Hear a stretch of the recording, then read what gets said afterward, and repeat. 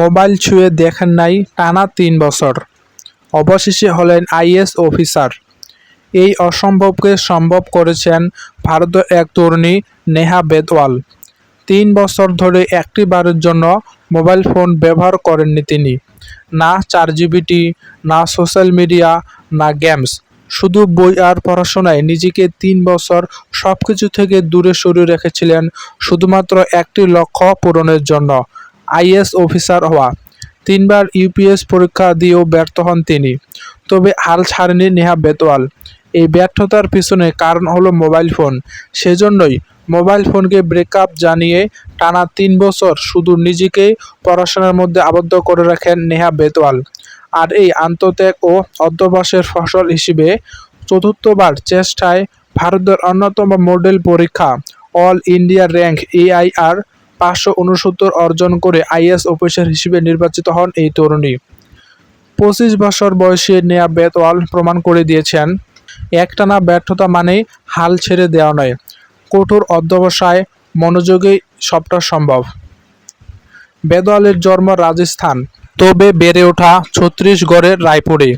জীবনে প্রথম বড় ধাক্কা খান ক্লাস 5-এ। প্রথমবার ফেল করেছিলেন তিনি। তবে সেখানেই শেষ নয়, বরং সেখান থেকে শুরু হয় লড়াই।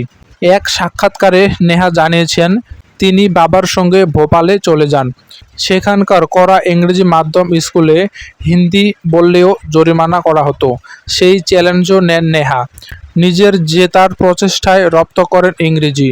নেহার বাবা সরকারি কর্মকর্তা, আয়কর বিভাগের সিনিয়র অফিসার।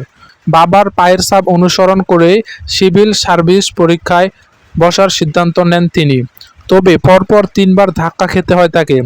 ৩ বার ব্যর্থ হওয়ার পর নেহা মোবাইল ফোনের সঙ্গে সম্পর্ক পুরোপুরি বন্ধ করে দেন। সোশ্যাল মিডিয়া, মোবাইল, গেম সবকিছু থেকে বহু দূরে নিজেকে করার চেষ্টা করেন। ১৭ থেকে ১৮ ঘন্টা পড়াশোনা শুরু করেন। স্বাভাবিকভাবে এই আত্মনিয়ন্ত্রণ এবং ত্যাগের ফলও মিলেছিল তাড়াতাড়ি। মাত্র ২৫ বছর বয়সে ইউপিএসতে সাফল্য আসে। তবে নেহার মধ্যে এই সাফল্যের সবচেয়ে বেশিতম কারণ তার বাবা মা। নেহা বলেন, ট্রিপে না যাওয়া, কোনো কিছু না কেনার কথা নয়। বাবা সারাদিন অফিসের কাজের পরেও ৩০ মিনিটের মধ্যে বাড়ি ফিরতেন আর নেহার সঙ্গে ক্লাস করতেন। সেটাই আসল ত্যাগ। ইতিহাস থেকে অঙ্ক সবকিছু দেখিয়েছেন। শুধু বাবা নয়, গোটা পরিবার ছিল নেহার এই সাফল্যের অংশীদার। এমনকি মৌখিক ইন্টারভিউ নিতেন বাড়ির লোকেরা, যাতে আসল ইন্টারভিউতে তিনি চমক দেখাতে পারেন। কিন্তু নিজের প্রস্তুতির কথা বলতে গিয়ে নেহা বলেন, এই জার্নি শিখিয়েছে পরিশ্রম, ধৈর্য আর নিষ্ঠা, হার না মানার মানসিক ব্যবস্থা আর সময়কে ঠিকঠাক ব্যবহার করার কৌশল। নেহার থেকে আমরা শিখতে পারি কিভাবে কঠোর পরিশ্রম, অধ্যবসায় ও সময়কে ব্যবহার করে লক্ষ্যে পৌঁছাতে হয়। সবচেয়ে গুরুত্বপূর্ণ হচ্ছে কখনো হাল না ছাড়া। বন্ধুরা, আপনি কি পারবেন একদিন মোবাইল ছাড়া থাকতে? কমেন্টে জানান। আর এমন অনুপ্রেরণামূলক গল্প পেতে চ্যানেলটি সাবস্ক্রাইব করতে পারেন। ধন্যবাদ।